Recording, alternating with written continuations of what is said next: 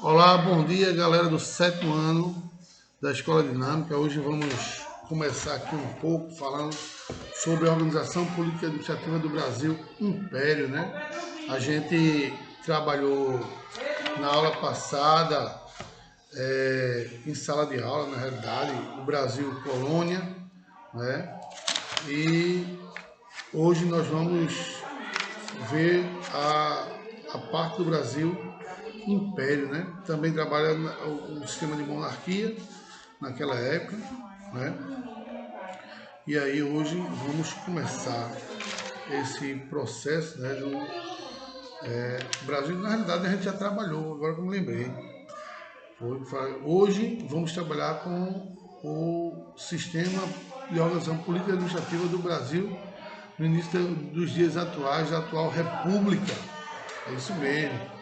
A gente vai falar sobre a República Brasileira, né? Esse sistema que começou no ano de 1889, com o ato de proclamação liberado por Marechal Deodoro da Fonseca, que teve como principal embasamento a Constituição promulgada, que em 1891 apresentava uma forma de administração que, com algumas modificações seguidas até hoje, a exemplo da autonomia parcial das unidades políticas e administrativas, que é o Estado, né? Que compõe a federação ou o país. Toda vez que nós vamos falar em federação ou unidade de federação, nós estamos nos referindo ao país.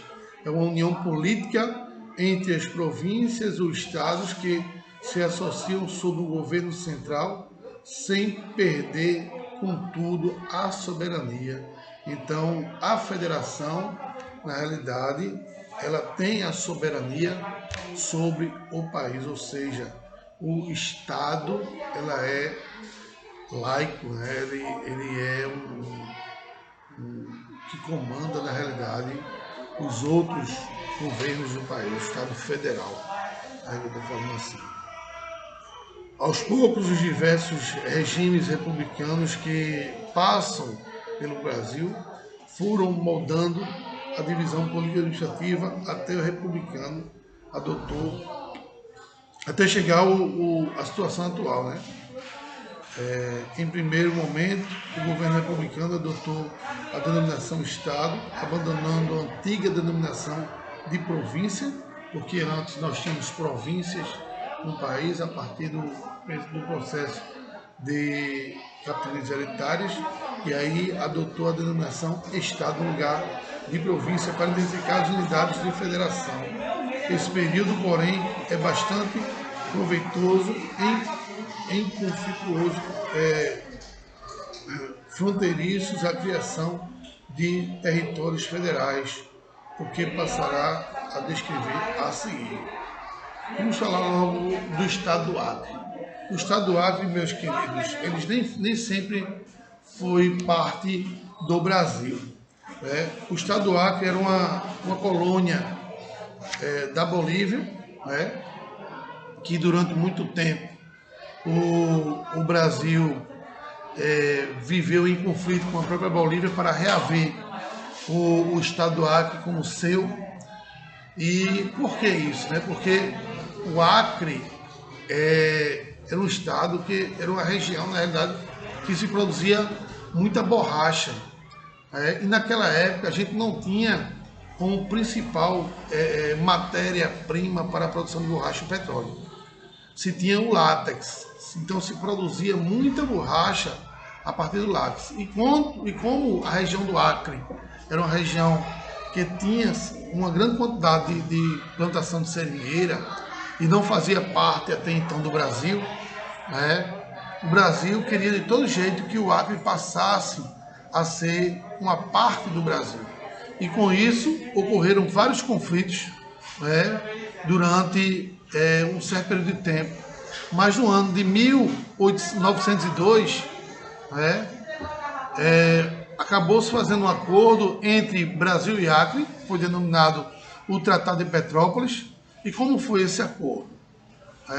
O Brasil teria que construir uma ferrovia, que cortava a região amazônica até chegar ao estado do Pará, para que a Bolívia pudesse passar pelo Brasil e escoar sua mercadoria para a Europa, e facilitando as relações comerciais entre Bolívia e os países europeus. E aí o Brasil aceitou essa proposta, e aí foi criado esse tratado, que foi denominado então o Tratado de Petrópolis, onde foi construída essa ferrovia chamada Ferrovia Madeira-Mamoré, e até hoje é utilizado pela Bolívia para o transporte de mercadorias, sem que a Bolívia passasse por outras regiões mais longínquas para chegar à Europa, podendo cortar a própria Amazônia até chegar ao estado do Pará, promovendo o escoamento de sua mercadoria para a Europa ou até mesmo para outros países, como a África, o continente africano, ou até mesmo a Ásia. Então esse tratado foi denominado como Tratado de Petrópolis. Além disso, o nosso país ficou encarregado de assumir a construção dessa ferrovia, que eu falei para vocês, que é a Madeira-Mamoré, no Rio Madeira, para o escoamento da produção e exploração da borracha boliviana através do Poço de Belém e Manaus em 1904. E aí passou a ser chamado de Tratado de Petrópolis. A questão da zona de Palmas também foi outro fator pelo qual modificou-se também a área território brasileiro, Palmas, Tocantins, claro. Então, esse conflito começou no segundo reinado, e envolvia o Brasil e a Argentina, que pleiteavam a área fronteiriça localizada no estado ocidental, no estado de Santa Catarina, no Paraná. Só foi concluído em 1895, que com a arbitragem internacional do presidente dos Estados Unidos, Grover, dando segurança favorável ao Brasil, que incorporou o território, estabelecido os limites entre dois países ao longo do rio Pereri e Iguaçu.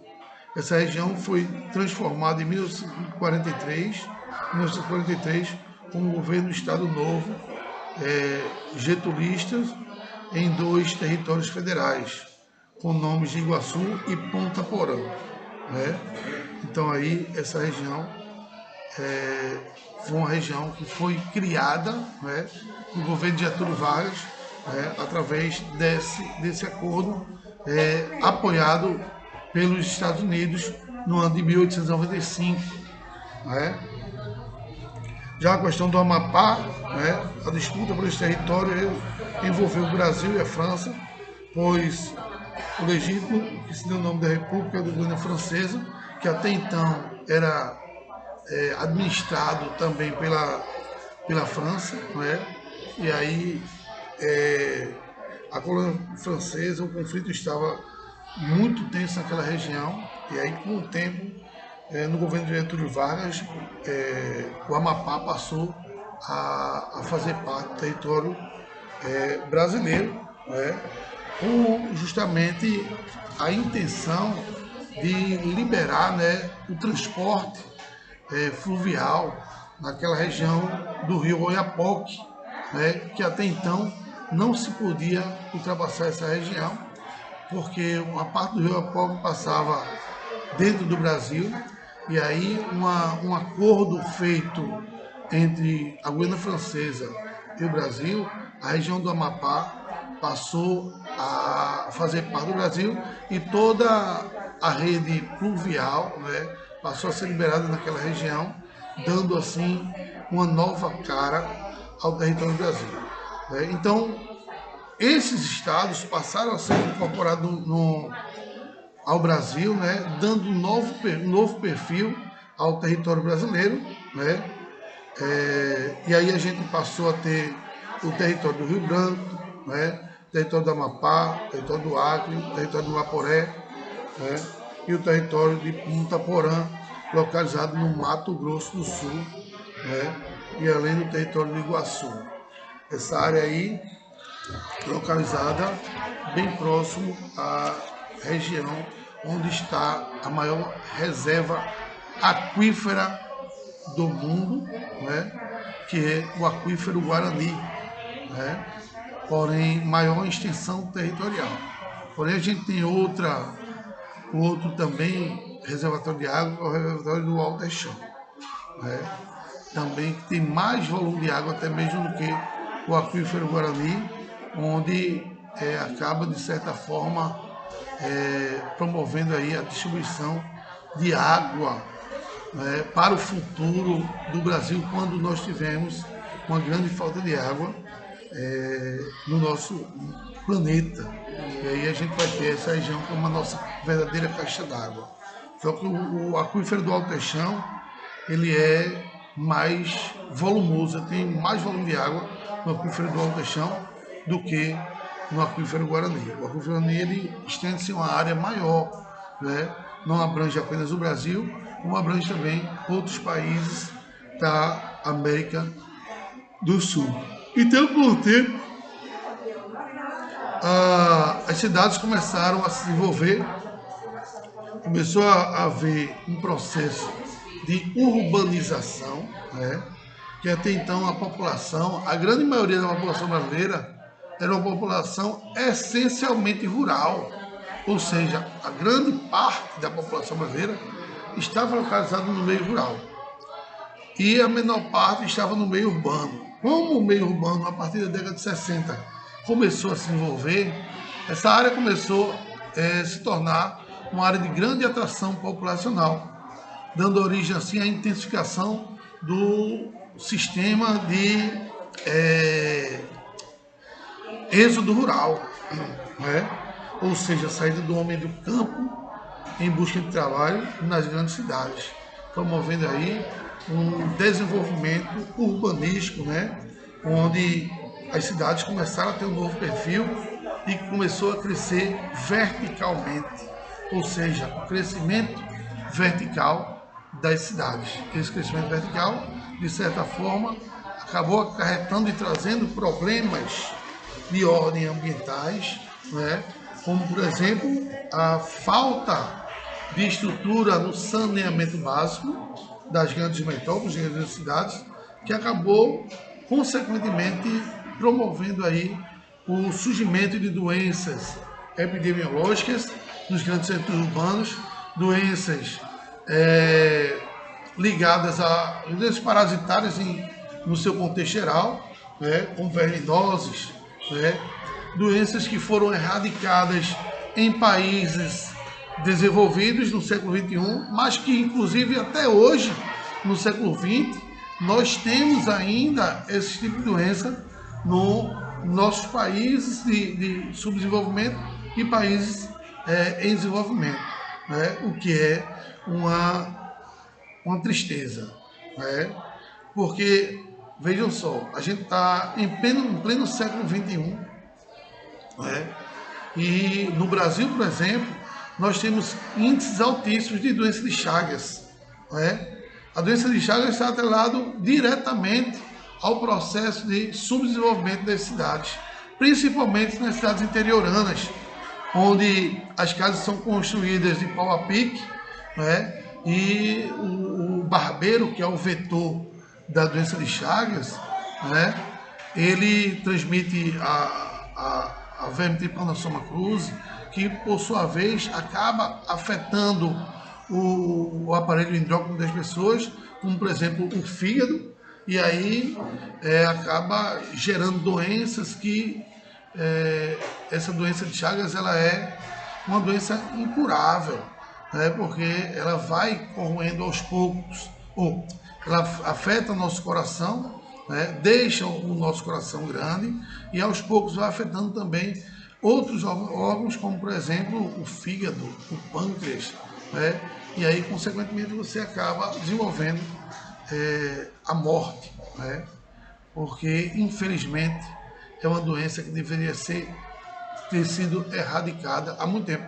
Além da doença de Chagas, temos também a esquistossomose, né? A esquistossomose, que é uma doença também que deveria ter sido erradicada, também afeta o nosso sistema endócrino, né? Onde afeta diretamente o fígado, né? E, por sua vez, o fígado ele fica esponjoso, não fazendo mais as funções hepáticas, que, por sua vez, acaba desenvolvendo uma cirrose, né? E essa pessoa acaba sendo levando à morte por conta da esquistossomose, né? Que é uma doença também ocasionada pelas águas poluídas de rios paradas, que as pessoas tomam banho onde entra em contato com o caramujo. E aí, de certa forma, acabam morrendo, né? Com a doença popularmente chamada de barriga d'água, né? Ou também cistosoma, né? Causado pela esquistossomose. E é uma doença típica de países pobres, países subdesenvolvidos, né? Que, por sua vez, era para ter sido já erradicada há muitos anos, né? Então, o grande problema do Brasil hoje está associado ao surgimento das ocupações ordenadas, também chamada de favela ou comunidades, né? Porque se deu o surgimento e o crescimento dessas ocupações ordenadas. Primeiramente, o surgimento das ocupações ordenadas se deram por conta de um fenômeno que foi o êxodo rural. Porque até a década de 60 e 70, a grande maioria da população brasileira estava concentrada no meio rural. Com a oferta de empregabilidade, principalmente na região sudeste e na região centro-oeste, né, houve um grande volante de imigrantes para essas regiões.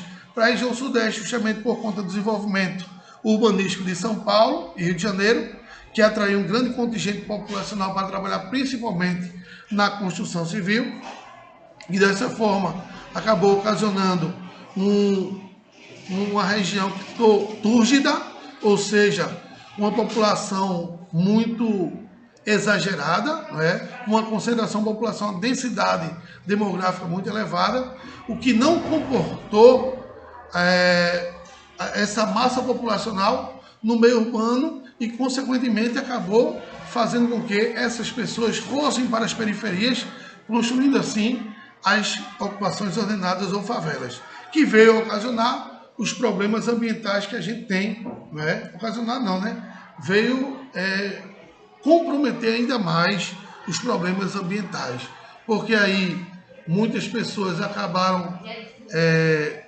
liberando ou promovendo aí o crescimento de resíduos sólidos. Esse resíduo sólido, por sua vez, acabou sendo jogado em rios e, consequentemente, esses rios acabaram sendo poluídos e causando problemas ambientais. Então, esse é um dos problemas, né, do surgimento dessa ocupação ordenada, é um problema ambiental, né? E aí, São Paulo e Rio de Janeiro foi, e a outra região foi Brasília. Brasília hoje ela é cercada por uma grande favela, né? Porque muita quantidade de pessoas saíram do Nordeste e foram para Brasília em busca de emprego. De certa forma, acabou promovendo aí uma situação um tanto quanto preocupante, porque Brasília, ao ser terminada, né, não deu oportunidade para as pessoas viverem no próprio eixo monumental, e muitas pessoas acabaram migrando para outras regiões, né, circunvizinhas, as chamadas cidades satélites, e nessas cidades satélites começaram a construir essas ocupações ordenadas. Hoje, a região de Brasília ela é arrodeada por favelas, né? E aí isso é uma consequência justamente dessa falta de estrutura, né, que a cidade teve, né, com o decorrer do tempo, né, apesar de Brasília ter sido uma cidade planejada, porém as cidades circunvizinhas não teve esse planejamento e aí acabou acarretando esse processo de desestruturação da condição populacional da região. E aí, por sua vez, acabou sendo um fator negativo para a região. Alguns órgãos federais foram criados, né, para auxiliar o desenvolvimento de algumas regiões do Brasil que tinham um desenvolvimento um tanto quanto retardado, né, mas que esse órgão, né, federal, de certa forma, acabou dando um auxílio, né, às sociedades menos favorecidas em algumas regiões do Brasil. Por exemplo, a SUDENE, que é a Superintendência para o Desenvolvimento do Nordeste, foi criada em 1959, encarregada de executar um planejamento do governo e coordenar as ações da região Nordeste, né, como, por exemplo, levar água para essas populações menos favorecidas, né, levar ajuda também em termos de alimentação, né, para a população do Nordeste, já que o Nordeste, historicamente, sempre foi, principalmente no sertão, uma região muito atrasada, não é? Que não teve esse processo de desenvolvimento devido às condições naturais da região, não é? Que não favorece esse desenvolvimento. Por exemplo, o sertão nordestino, não é? Que ocupa 8 dos 9 estados nordestinos, não é? É uma região bem carente, né? Inclusive, há alguns anos atrás, não estou lembrado, mas eu já estava casado com minha esposa, a gente foi fazer uma viagem para o Ceará, para Fortaleza, e eu peguei o sertão do Ceará, e já se falava que naquela época, né, não tinha mais fome, né, no Brasil, né, a pobreza tinha sido erradicada. Mas eu encontrei pessoas no sertão. Existe uma cidadezinha no interior do Ceará chamado Massapê. Isso foi no ano de 2002, se não me engano. E eu passei na cidade de Massapê. Eu pensei que era uma cidade fantasma, mas não. A cidade morava assim pessoas. As casas não tinham nem sequer telhado, né? Mas também não chove no sertão, quando chove é muito raramente. Né? Algumas casas tinham lonas no telhado e as pessoas morrendo de fome. Né? A gente teve que parar e dar ajuda, dar água a esse pessoal. Não tinha nem energia elétrica, né? Na cidade de Massapê, no interior do Ceará.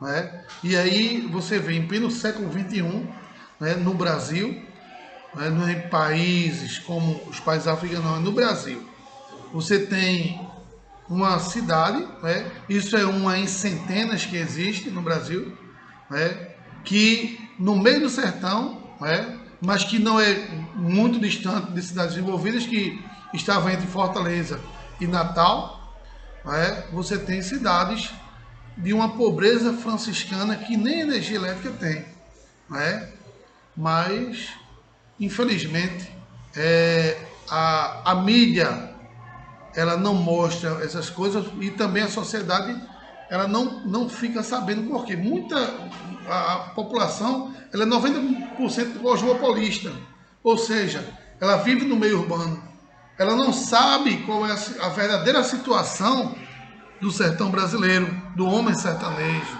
não é? E aí o que se fala na TV, porque acabou-se a pobreza, ninguém mais morre de fome no Brasil, e não sei o que, é tudo mentira, né? Porque vá andar pelo Brasil, vá conhecer, vá ver cidades, que aí você vê qual é a verdadeira realidade do nosso país, né? Falar por falar é muito bom, uma televisão que ela recebia ajuda do governo federal para encobrir a realidade do país, aí ela sabia falar bem do país e do presidente. Mas, quando ela perde os recursos, não é, que o governo federal deixa de dar, porque não tinha necessidade nenhuma de estar recebendo recursos, ela começa a meter o pau, né, num presidente, tentando desqualificar, né, o presidente. Claro que a gente não tem o melhor presidente do mundo e o cara é um imbecil, né, de marca maior, porque não sabe o que fala. Porém, os atos dele, assim, o que ele está com sua equipe de ministro, é uma equipe que a gente vê uma possibilidade de um crescimento no Brasil, não é? Um crescimento real, que felizmente, não estamos crescendo economicamente, mesmo numa crise sanitária que o país vive, mas o Brasil vem crescendo.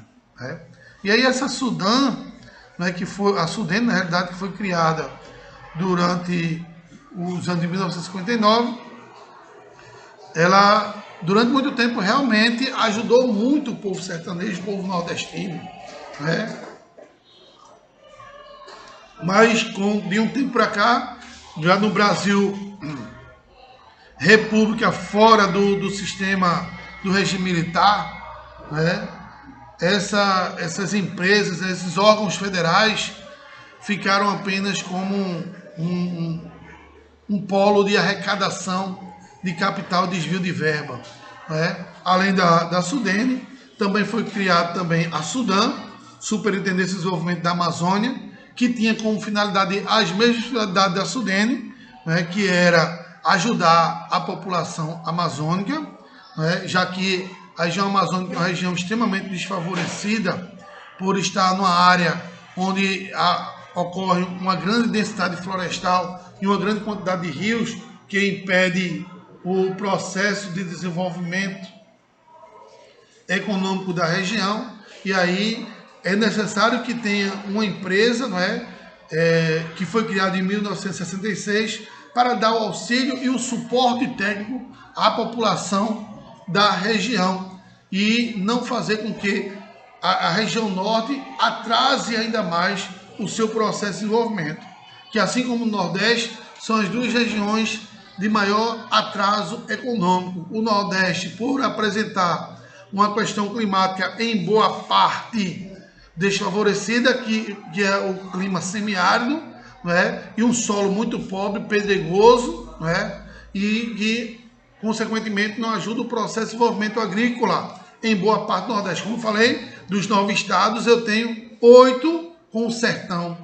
E o sertão é uma área onde tem um solo extremamente pobre, que não auxilia o desenvolvimento agrícola, E na região norte, a criação da Sudam, pois também é uma outra região extremamente pobre, devido à densidade vegetacional da região e a grande quantidade de rios, que faz com que haja um impedimento desse processo do desenvolvimento, principalmente das indústrias.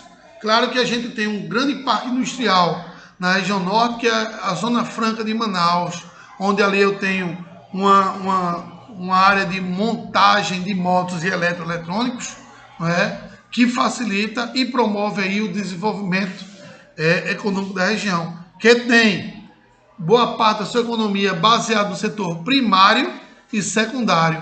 O setor primário ligado ao extrativismo animal, vegetal e mineral, principalmente no extrativismo vegetal e animal. Quando eu me refiro ao extrativismo vegetal, eu estou me referindo à extração de madeira na região, e o extrativismo vegetal, a pesca, porque boa parte da população da região norte vive da pesca.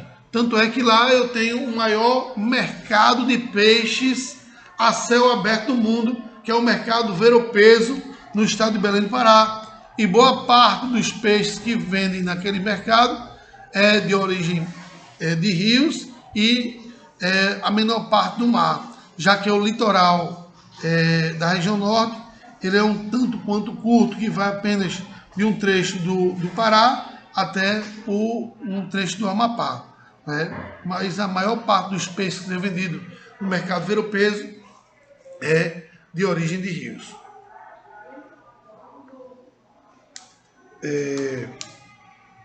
Então esses dois órgãos públicos, né, foram fundamentais para o desenvolvimento auxiliar o processo de desenvolvimento dessa região. Teve também a criação da SUDECO, né, que é a Superintendência de Desenvolvimento da região Centro-Oeste, né? A região Centro-Oeste também é uma região tanto quanto desfavorecida nas relações comerciais, porque como a região Centro-Oeste ela está localizada na porção central da América do Sul, não faz fronteira com o oceano, e isso dificulta um pouco o escoamento de mercadoria daquela região. Mas não quer dizer que a região Centro-Oeste seja uma região que não tenha um processo de extrativismo que favorece as relações comerciais com outros países, não. A região Centro-Oeste ela é muito rica, né? Principalmente no que diz respeito à extração de minério, né? A região Centro-Oeste, durante muito tempo, foi uma área onde se extrai uma grande quantidade de mineral, né? Principalmente minério de ferro, né? Ouro, né? Prata, né? Além disso, a região Centro-Oeste também é muito rica no que diz respeito à criação bovina, né? É onde eu tenho o maior rebanho bovino do Brasil, está na região Centro-Oeste brasileiro, né? A maior quantidade de carne que nós consumimos no Nordeste e no Brasil como um todo vem da região Centro-Oeste, e boa parte dessa carne também é exportada, né? Além disso, eu tenho no Centro-Oeste o cultivo de soja e trigo, né? Que favorece com isso o processo de crescimento. O clima da região Centro-Oeste é um clima tropical semiúmido, onde as concentrações de chuva se dá durante o verão. Por que a concentração de chuva se dá no verão na região Centro-Oeste? Porque as chuvas do Centro-Oeste são influenciadas pela massa equatorial continental que vem da região Norte. Como no verão eu tenho um aumento do aquecimento da região Norte por conta da grande incidência do solar na linha do Equador, e na região Norte eu vou ter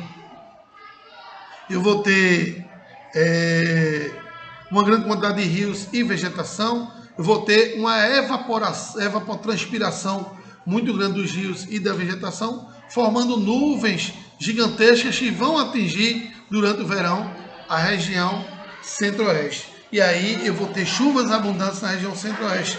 O verão é extremamente seco e o ar da região Centro-Oeste é um ar seco, né? E aí as pessoas que vão, por exemplo, para Brasília, né, ao desembarcar naquela região, muitas delas acabam tendo problema com sangramento no nariz, né, porque o ar é extremamente seco e, consequentemente, acaba rompendo alguns vasos, né, do nariz. Nos últimos 70 anos, a estrutura do Brasil ela modificou-se muito, né? Vejam só, nos anos 50, por exemplo, quais eram os estados que faziam parte da região Nordeste? Eu tinha apenas 7 estados da região Nordeste, que era o Maranhão, Piauí, Ceará, Rio Grande do Norte, Pernambuco, Paraíba, Alagoas e Alagoas, né? Não fazia parte de Pernambuco, nem Sergipe e nem Bahia, né? E aí o que acontece? Depois de um tempo, né, a partir da década de 70, né, Sergipe e Bahia passou a ser integrado à região do Nordeste, e aí, consequentemente, passou a ter uma nova configuração, mais precisamente em 1969, né, essa configuração nova que o Brasil passou a ter, o Nordeste passou a ter já com a inserção de Sergipe e Bahia. Né? Outras regiões que também tinham uma configuração diferente, por exemplo, São Paulo fazia parte do sul do Brasil. Né? São Paulo não fazia parte do Sudeste. São Paulo fazia parte do sul do Brasil. Né? E aí, a partir de 69, de novo, né, São Paulo passou a ser integrado à região Sudeste, e a região Sudeste passou com isso a ter 4 estados, que são eles Rio de Janeiro, Espírito Santo, Minas Gerais e São Paulo. E a região Sul passou a ter apenas 3 estados, que é Paraná, Santa Catarina e Rio Grande do Sul. Né? E aí, o Brasil atual, por exemplo, Tocantins fazia parte, por exemplo, do Centro-Oeste. Né? Até bem pouco tempo atrás, até a década de 80, Tocantins ainda fazia parte do Centro-Oeste. Em 90, Tocantins passou a fazer parte do Brasil. Né? A região Tocantins passou a fazer parte do Brasil, ou da região norte do Brasil, e aí o Brasil passou a ter essa nova configuração, né, com os seguintes estados. A região norte, com o estado de Roraima, o Acre, Amazonas, Rondônia, Pará, Amapá e Tocantins. O Nordeste, com Maranhão, Piauí, Ceará, Rio Grande do Norte, Paraíba, Pernambuco, Alagoas, Sergipe e Bahia. O Centro-Oeste, Mato Grosso, Goiás, Distrito Federal e Mato Grosso do Sul. E a região Sudeste, Minas Gerais, São Paulo, Espírito Santo e Rio de Janeiro. E, por fim, a região Sul, com Paraná, Santa Catarina e Rio Grande do Sul. Dividindo assim a região em 5, o Brasil em 5 grandes regiões, cada um com uma peculiaridade diferente, cada um com uma característica diferente, não é? O que com isso promove aí uma heterogeneidade no povo brasileiro muito grande, tendo o povo brasileiro um povo extremamente diferenciado, né, dos outros povos de outros países do mundo, porque a grande extensão territorial do nosso país faz com que a nossa cultura seja plural, né? Nós temos uma grande pluralidade cultural no que se diz respeito à formação da população brasileira, né? E aí, com isso, o povo brasileiro é um povo bem diferenciado. A nossa língua brasileira, como eu já falei para vocês, também é bem diferenciada, influenciada muitas vezes por esse processo imigratório que o Brasil teve durante muito tempo, né? Durante seu contexto histórico. E aí, a região norte compreende esses estados que eu falei, a região nordeste também, centro-oeste, sul e sudeste. Né? Também temos uma outra divisão no Brasil, que essa divisão que eu falei para vocês, de 5 regiões, é a divisão do IBGE. Temos uma divisão geoeconômica. A divisão geoeconômica, o Brasil é dividido em 3 grandes regiões. A região amazônica, a região nordeste e a região do centro-sul.